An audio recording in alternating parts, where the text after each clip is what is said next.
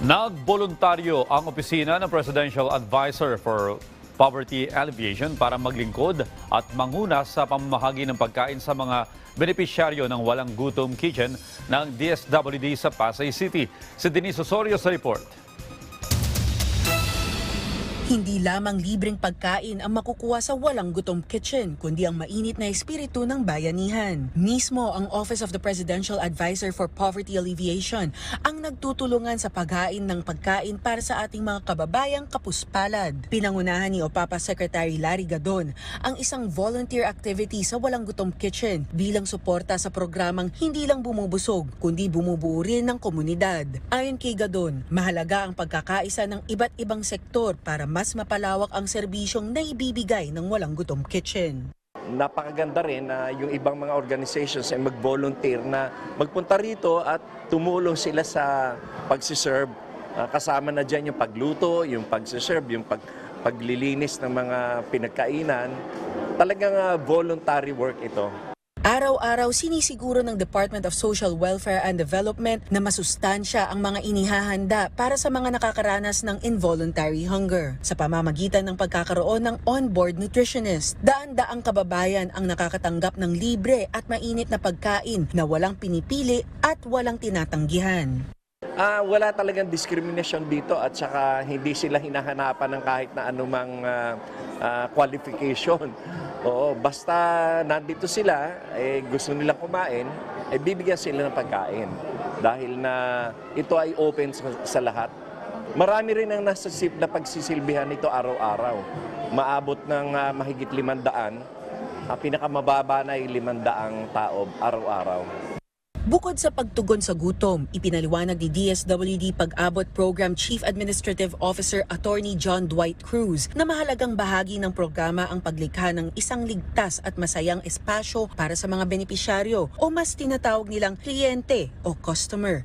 Isang lugar na may pagkain, may kasama at may pag-asa. Ito yung nagbibigay ng pag-asa sa ating mga marariltang kababayan to give them hope and bigyan natin sila ng pag-asa para magkaroon sila ng buhay na maayos at may dignidad. Masaya sila na pumupunta dito, masaya sila na kumakain at may mga nakakasama silang mga tao na pwede silang mag-interact or pwede nilang, minsan sa pila pa lang nakakaroon na ng interaction. At saka yung vibe, di ba, na sama-samang may kasama kang kumakain, lalo na kung mag-isa ka lang sa bahay. At least parang kung malungkot ka, naiibsan yung ganong feeling, yung nararamdaman mo.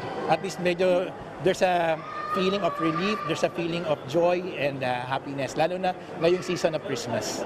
Si Nanay Esperlita del Rosario, halos araw-araw nang dumadayo sa Walang Gutom Kitchen dahil sa maayos na pakikitungo sa kanya ng mga volunteer service staff at sa pagkakaroon ng isang masayang komunidad.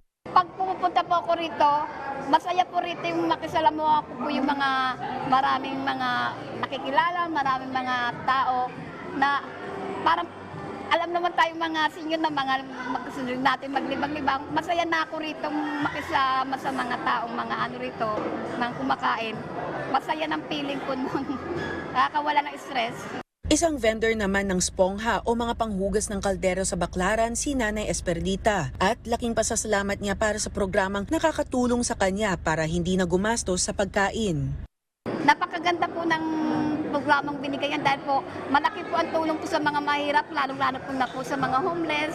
Ganun po, talaga pong napalaki po talaga ng tulong sa mga walang mga pambili at sa mga kalsadang tulong at nabalta nilang meron dito. Talaga pong nakakalibre po sila, napakalaki pong tulong po to sa project ni BBM. Kalakip ng Walang Gutom Kitchen ang pag-abot program ng DSWD na layong tulungan ang mga pinakamahirap na hindi lamang makatawid sa isang araw, kundi unti-unting makabangon mula sa kahirapan sa pamamagitan ng holistic reintegration. Patuloy naman ang panawagan ng pamahalaan sa mga pribadong individual, kumpanya at organisasyon na mag-volunteer at mag-donate sa Walang Gutom Kitchen dahil hindi lamang pagkain na lamang tiyan ang hatid ng programa, kundi nagdadala rin ito ng ibayong pag-asa. Denise Osorio, para sa Pambansang TV, sa Bagong Pilipinas.